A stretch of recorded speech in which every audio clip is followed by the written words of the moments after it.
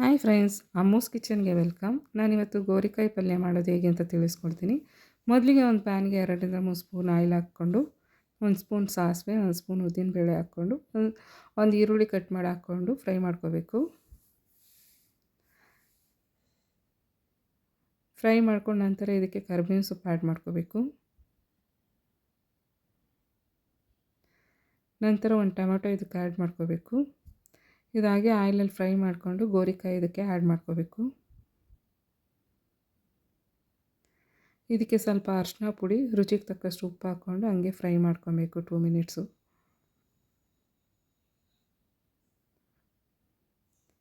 ನಂತರ ಇದಕ್ಕೆ 1 spoon red chilli ಮತ್ತು ಧನಿಯಾ ಪೌಡ್ರ್ ಆ್ಯಡ್ ಮಾಡಿಕೊಂಡು ಫ್ರೈ ಮಾಡ್ಕೋಬೇಕು.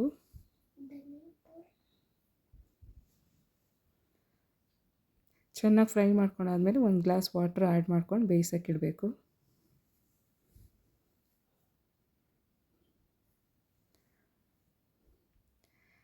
ಇದು ಚೆನ್ನಾಗಿ ಬೆಂದಮೇಲೆ ಗ್ರೌಂಡ್ನಟ್ ಪೌಡ್ರ್ ಮಾಡಿರೋದು 2 ಸ್ಪೂನ್ ಆ್ಯಡ್ ಮಾಡ್ಕೊಂಡು ಮಿಕ್ಸ್ ಮಾಡ್ಕೊತಾ ಇದ್ದೀನಿ. ನಿಮಗೆ ಗ್ರೌಂಡ್ನಟ್ ಬೇಡ ಅಂದರೆ ಕೊಕೊನೆಟು ಹಾಕ್ಕೋಬೋದು. ಸ್ವಲ್ಪ ಕೊತ್ತಂಬರಿ ಸೊಪ್ಪು ಆ್ಯಡ್ ಮಾಡಿಕೊಂಡು ಮಿಕ್ಸ್ ಮಾಡಿಕೊಂಡ್ರೆ ಗೋರಿಕಾಯಿ ಪಲ್ಯ ರೆಡಿ ಫ್ರೆಂಡ್ಸ್. ನೀವು ಟ್ರೈ ಮಾಡಿ. ಚಪಾತಿ, ಪೂರಿ, ದೋಸೆಗೆಲ್ಲ ತುಂಬ ಚೆನ್ನಾಗಿರುತ್ತೆ. ಲೈಕ್ ಮಾಡಿ, ಸಬ್ಸ್ಕ್ರೈಬ್ ಮಾಡಿ. Thank you friends.